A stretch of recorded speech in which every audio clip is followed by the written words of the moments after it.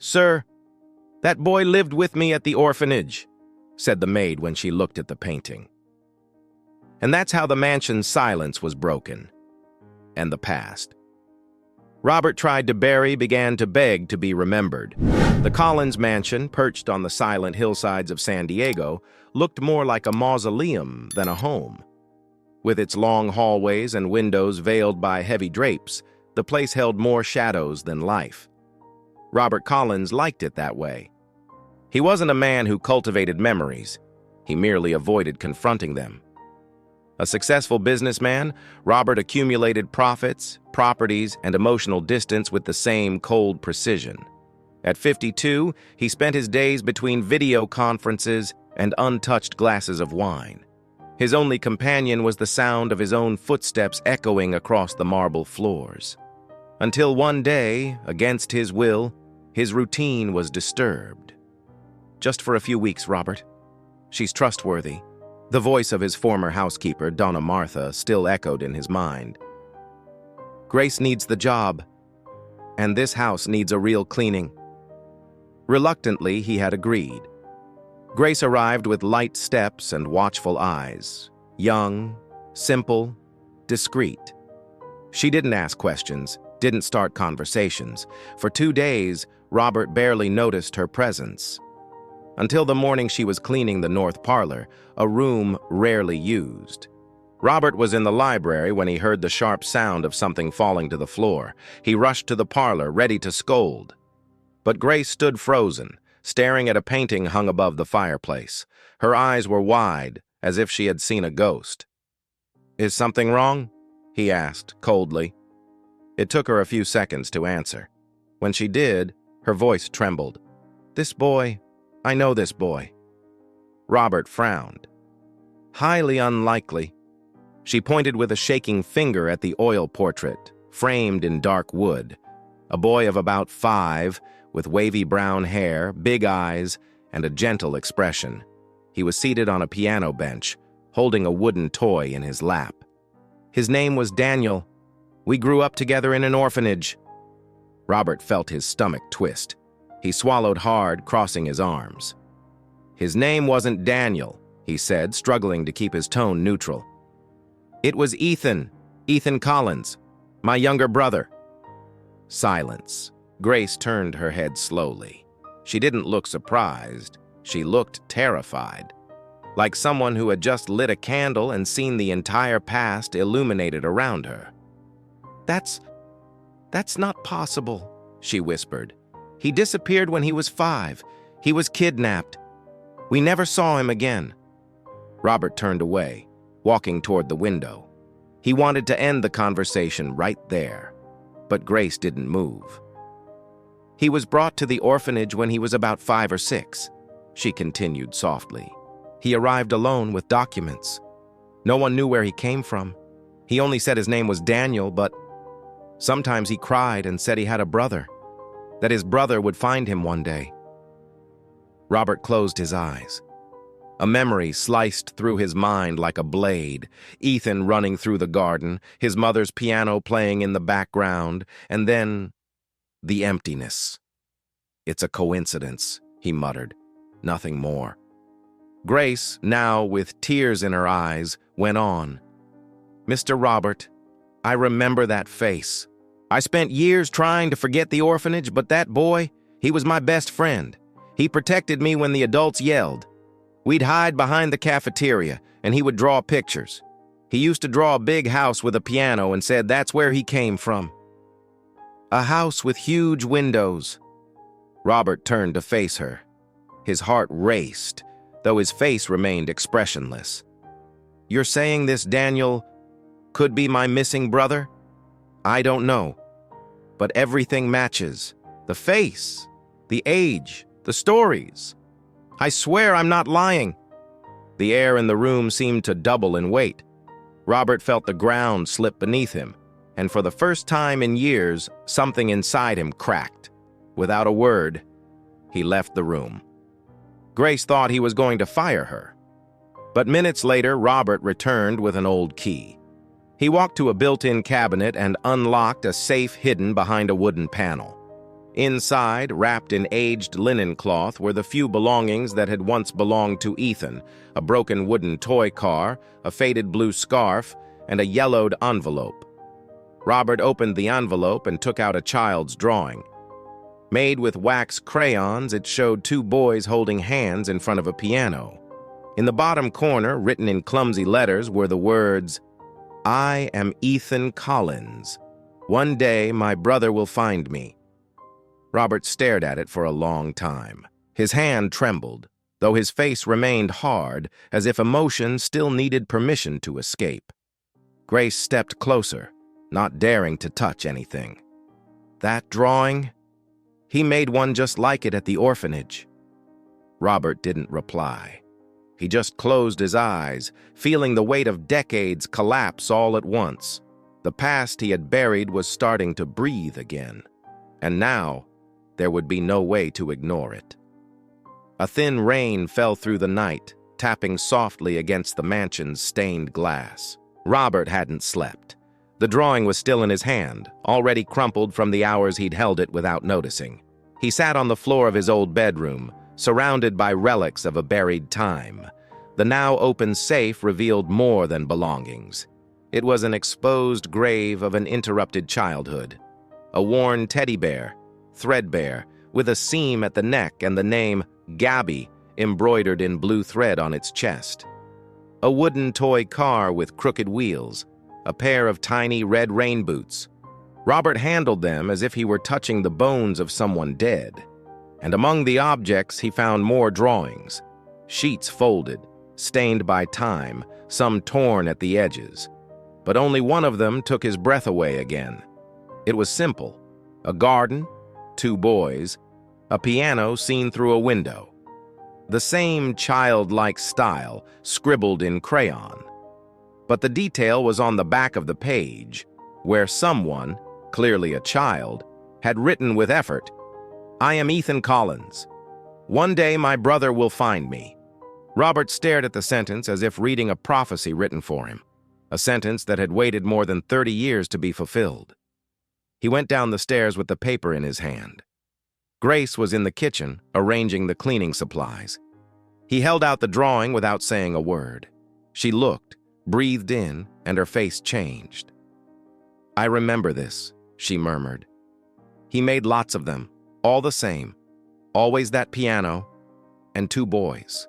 Robert sat down, not caring about Grace's apron or the damp cloth on the table. For the first time in decades, he wanted to listen. "Daniel, or rather Ethan," Grace corrected herself hesitantly. "He never accepted that place. He always said he was going to leave. He said he had a beautiful house, that he had a brother, and that they'd come for him." "And no one believed him?" "At the orphanage, no one listened to children. And when they talked too much, they were punished." Robert narrowed his eyes. "You were punished too?" She nodded. "Sometimes. When he tried to run away, I'd go with him. We promised that if one of us got lost, the other would wait by the big tree at the back of the yard. Once we made it to the gate, but one of the caretakers saw us. They beat him so hard he didn't speak for 2 days." Robert felt his jaw lock. The silence between them grew heavy. The rain outside thickened. How did he run away for good? He was 14. He planned it on his own. He left a note for me hidden in our hiding place. "I'm going to try one last time. If I make it, I'll come back for you." He never came back. Robert ran his hand over his face, as if trying to wake himself. "What was the orphanage called?" "Casa Esperanza." He stood up immediately.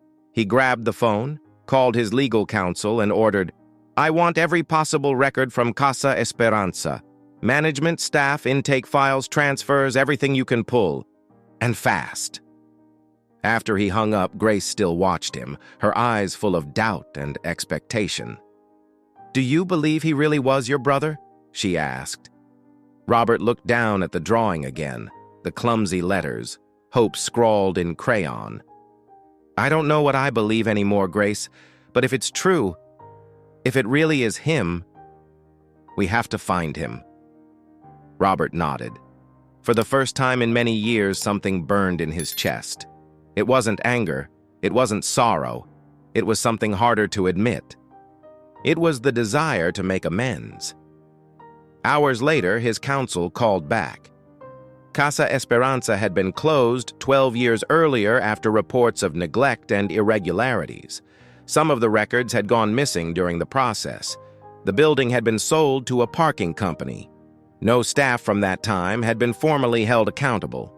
But there was a detail. We managed to find the name of the director who was there when Grace and Daniel were at the home. Angela Rivera. She disappears from the records after the closure. Robert wrote the name down. He finally had a lead. Weak as it was better than the total absence of answers he had carried for decades. That night, Grace walked to the old wing of the mansion. She passed the room where she had seen the painting. She stopped in front of it again. The boy there, so small with that serene look, now seemed to be screaming. Meanwhile, Robert stood in the library before an old photograph. Him, his father, his mother, and Ethan, smiling, feet swinging off the chair. For a moment, he imagined what it would be like to find him again, what he would say, if his brother would even remember him, or if life had already swallowed him whole. In the hush of the house, Robert whispered to himself, "I'll find you, Ethan, even if I have to tear the whole world down to do it." 3 days later, Robert Collins received a brown envelope stamped with the seal of his legal office. Inside, there was only a note with a name and a phone number. Martin Blake, private investigator. A direct recommendation from a judge who was a family friend. Robert didn't hesitate. Martin was a bald man with a low voice, a face lined with wrinkles, and eyes that carried more past than he probably cared to remember.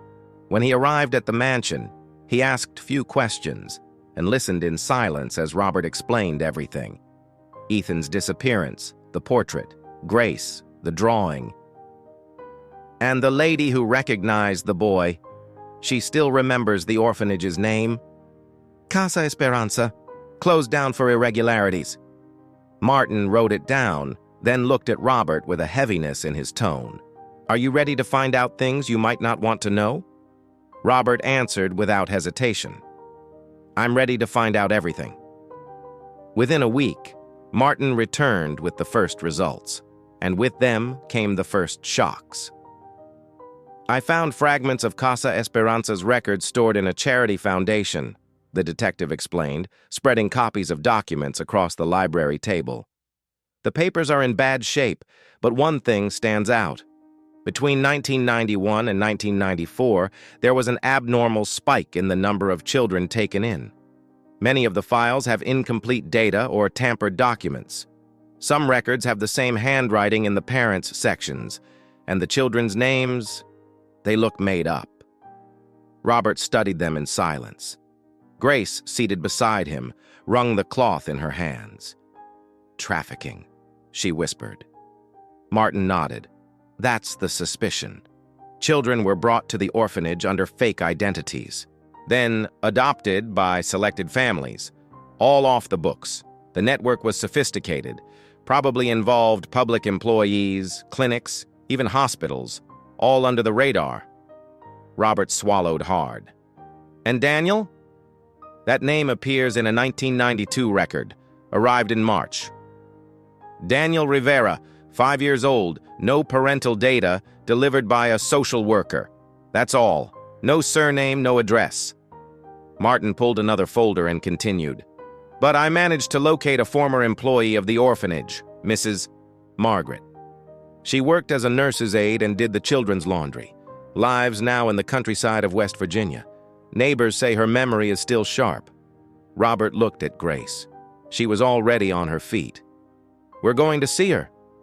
2 days later, Robert's car crawled up a dirt road.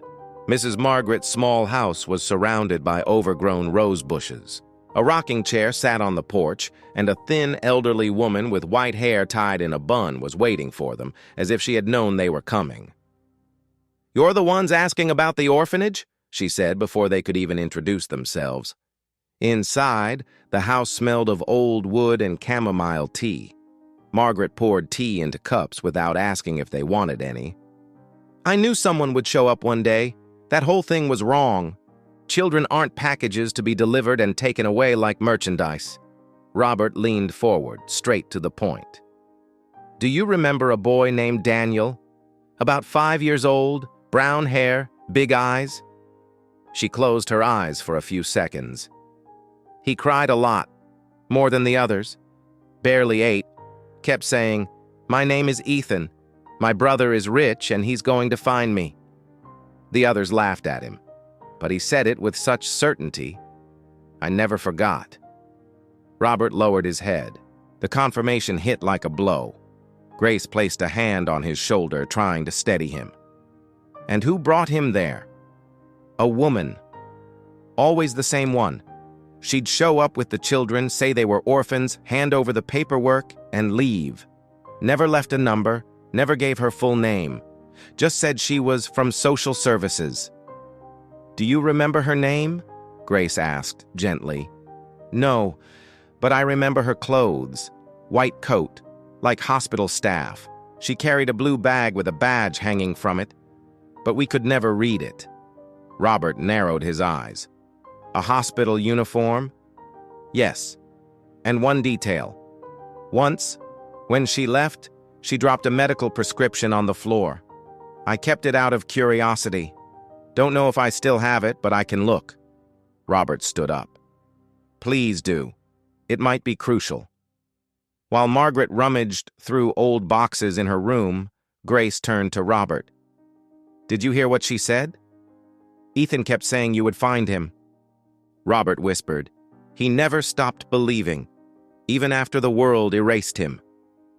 Mrs. Margaret returned with a yellowed paper, stained at the edges. It was a prescription, stamped by a clinic in Rio. At the bottom, a partially visible name, Olivia V. Martin, notified by phone, was already verifying its origin. Robert thanked Margaret the way one thanks someone who just handed back a piece of their soul. On the road back, silence filled the car. Grace stared out at the landscape, lost in thought. Robert clutched the prescription in his hands. This was no longer just a search. It was a reckoning. With time, with pain, with the negligence of everyone who had chosen to forget. Now he knew. Ethan hadn't just been taken. He had been erased. And whoever had done it was still out there. The old paper Mrs. Margaret had given them seemed insignificant at first glance, but to Robert, it was a relic.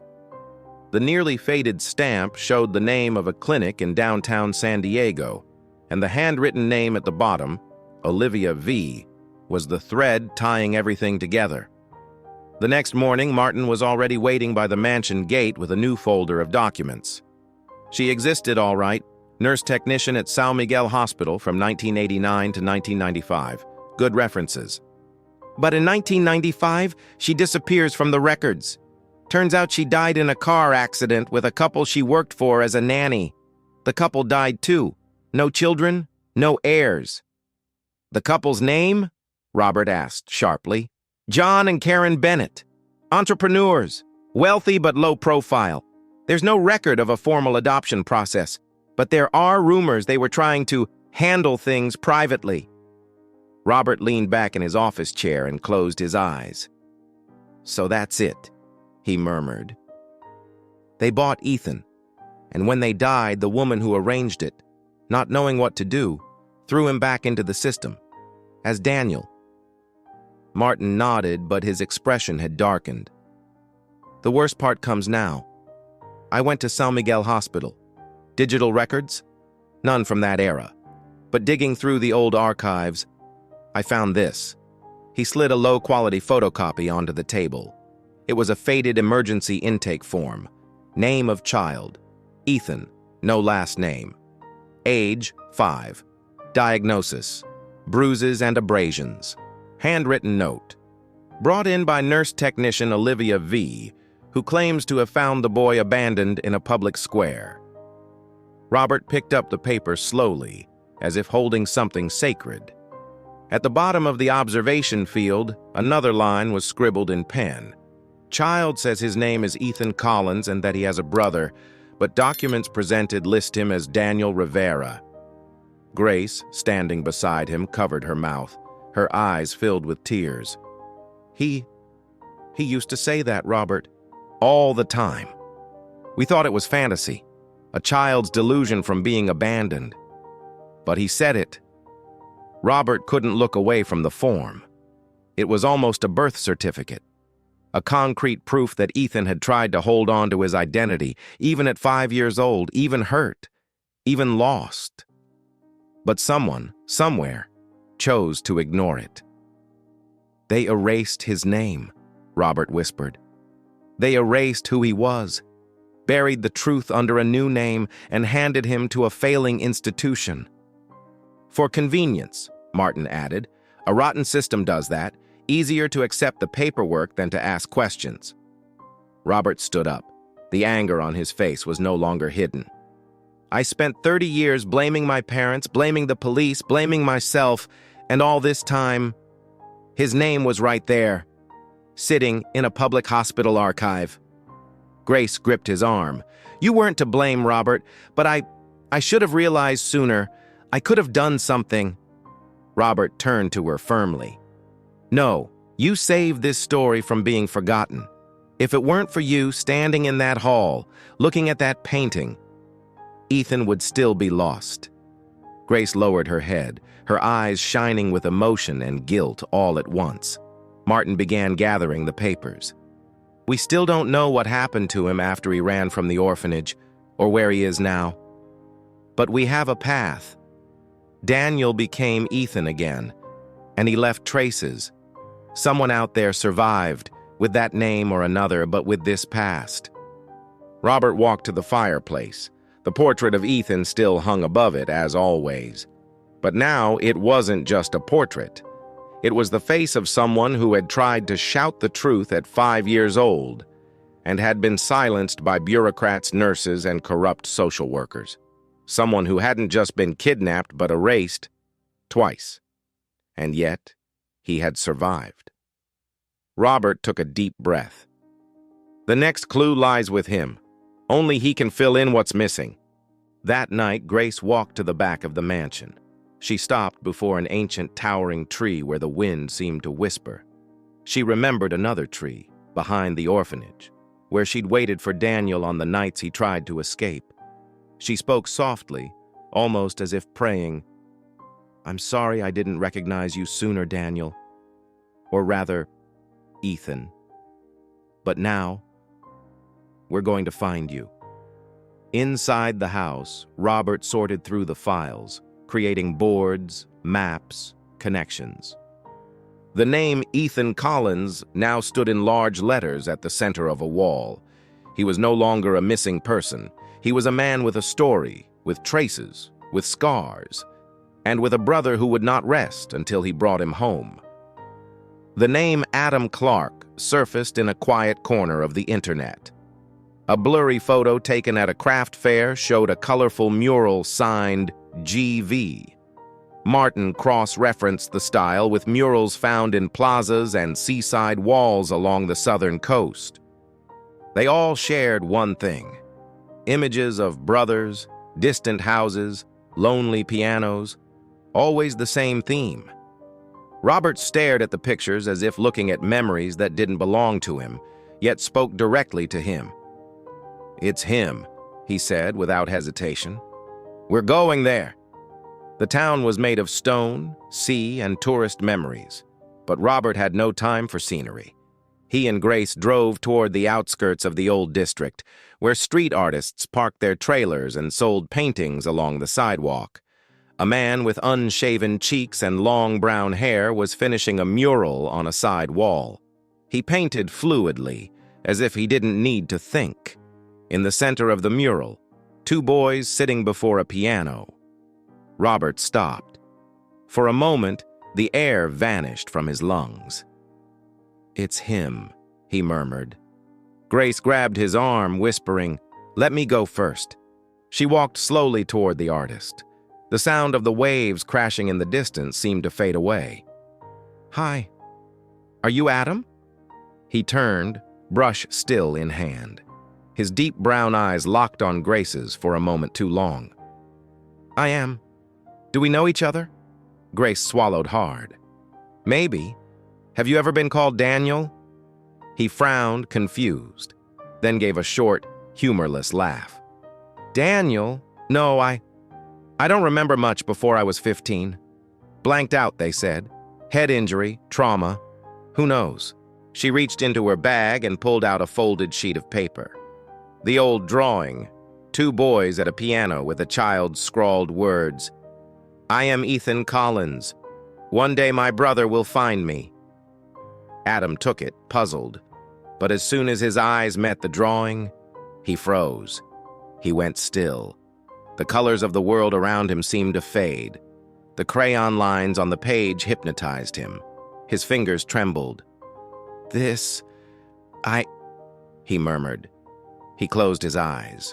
Fragments came like flashes, a tree at the back of a yard, a girl with wide eyes, an adult shouting, a room smelling of damp and dust, stifled laughter behind a wall. He pressed a hand to his forehead. "I know this. Did I draw this?" Grace nodded, tears welling in her eyes. "You were Daniel, but before that, you were Ethan." Adam staggered back a step.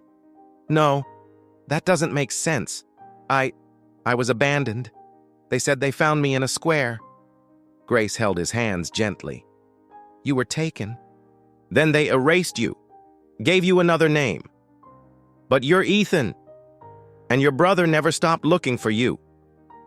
Adam looked at her, still lost, and only then saw Robert standing at a distance. The 2 men locked eyes for a long moment. Robert didn't move. His eyes glistened, though his expression stayed composed. Adam felt something inexplicable, a pressure in his chest, a lump in his throat.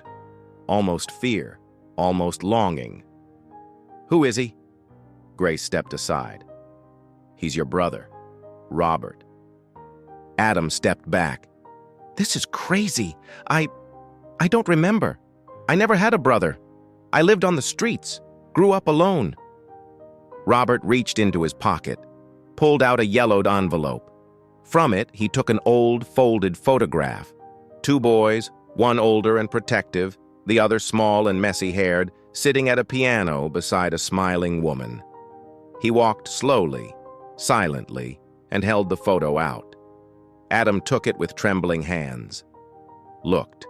Traced the faces with his fingertips, especially the smaller boy.